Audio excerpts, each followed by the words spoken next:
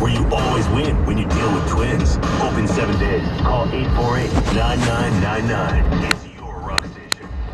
WRKZ, Columbus. 99.7 The Blitz. And now, the 3 things you need to know before you go. Dublin city officials hoping to slow down the region's opioid epidemic. The city's launching Take Back Tuesdays today, offering residents a chance to drop off the unused prescription medications blamed for getting people hooked on heroin. It takes place from 6 to 7:30 p.m. at Kaltenbach Park. Is that how you say it, y'all? You Dublin people? How does that work? Like, so there's tons of cops there? Probably. There's probably there's cops asking and people city to bring officials. a lot of drugs to like one. I mean, it I seems hear to me ya. like there'd have to be like a lot. Is Sure it near the police station? Is that where it is? It says Kaltenbach Park.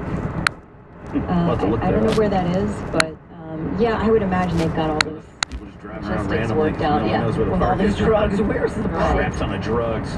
Now, I don't know if you guys caught 60 Minutes Sunday, but I highly recommend every single human within listening range gets online and watches the 60 Minutes show on the opioid epidemic. It aired Sunday night. It's insane. President Trump says that he may, in the wake of that show, he may reconsider his pick for drug czar, Representative Tom Marino from Pennsylvania.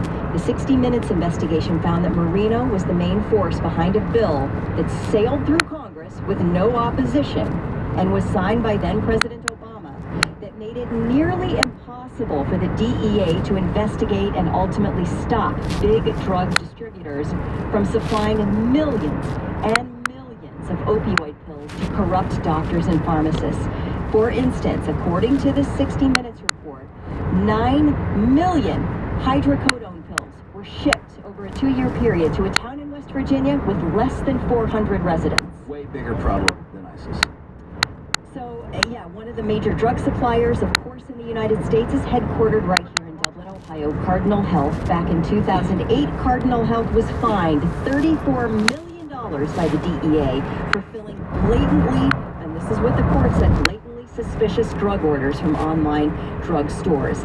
So basically, this law was passed in 2016, which made it virtually impossible to go after places like Cardinal Health for filling suspicious orders. What makes me so upset is the people that have infected themselves with this addiction, you know, that have continued and not gotten help yet. Listen, I've been in that world, not in that particular world, but, you know, with alcohol before, and I sympathize, man. And until you get help, until you decide that today is the last day, really go work that program or try to, change your life mentally by it's tough to do it by yourself. It really is tough to do it by yourself. You can work a program and then maybe get off by yourself. But a lot of people do that and then they enjoy it. The camaraderie and getting a sponsor. But the whole thing about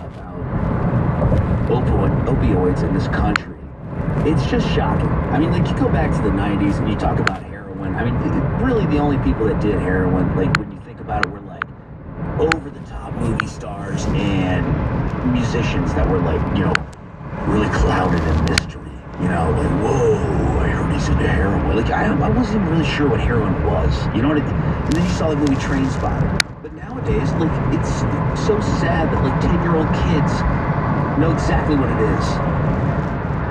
It becomes such a problem. It's so readily available, man. We just need to, like, stop, take the world back, man. Well, that's one of the things that this law that was passed in 2016 made it absolutely nearly impossible to do, is stop the massive flow of opioid pills. How's that a real title? You're a drug czar? What?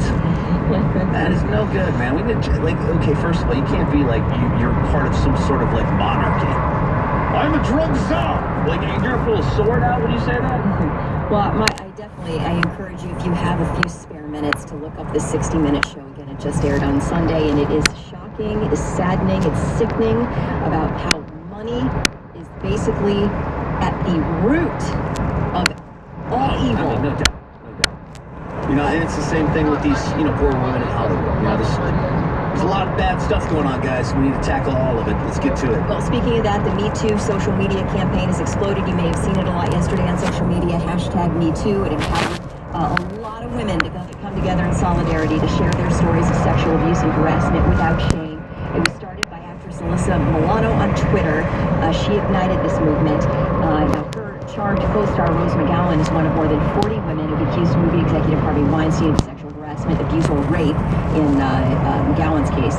Well, in less than 24 hours, there were more than 500,000 tweets, more than 12 million Facebook posts, comments, and reactions. Among those commenting, Lady Gaga, Monica Lewinsky, and then Reese Witherspoon at an event Randy was telling me about on Monday night. She talked about how she was sexually molested at 16 by a movie producer. Yeah, on set. She was absolutely disgusted by it. She just spoke out in front of her daughter Ava, who's around the same age now, and she said it happened some other times in her career and she's never talked about it, and thankfully for these women coming out, she can. And then Jennifer Lawrence talked about how she was humiliated on set. Humiliated is the perfect word. I mean, I can't, as a man, I can't even imagine. Was forced to get naked if she wanted to keep her job. This is another thing Reese Witherspoon said. All the agents and everyone else on set knew it happened, and they said, do you want your job? And that's exactly what happened to Jennifer Lawrence when she was filming. They had her get naked, and she got into a lineup with 4 other naked women, and they took a picture, and these women were visibly smaller than her, and they said, this is your new diet. Like, look at this picture and see how much weight you need to lose. Crap. This is what you should be looking like. Do you remember when I said that like a week ago when I said, like, you know, I wonder if there's any rules out there? Yeah. Yes. Amazingly, the answer to that question, no. There were no rules. Apparently, you could say whatever you wanted, whenever, and that's what I wondered. Because it seems like there's a lot of smiling, empty souls, man. You know America Ferrera, the Ugly Betty actress? Mm-hmm. She said, first time I can remember being sexually assaulted, I was 9 years old. I told no one and lived with shame and guilt, thinking all along that I, a 9-year-old child, was somehow responsible for the actions of a grown man. I had to see this man on a daily basis for years to come. He would smile at me and wave, and I would hurry past him. And that's, even as a child, isn't that terrible? You gotta wonder if you did something wrong. Well, and Reese Witherspoon made a comment that all these stories coming out right now, it's the first time she has felt like she's not alone. The first time in her life. And you're talking She's about in her someone who's 40s. a millionaire. And listen, to guys out there, man, don't be jerks.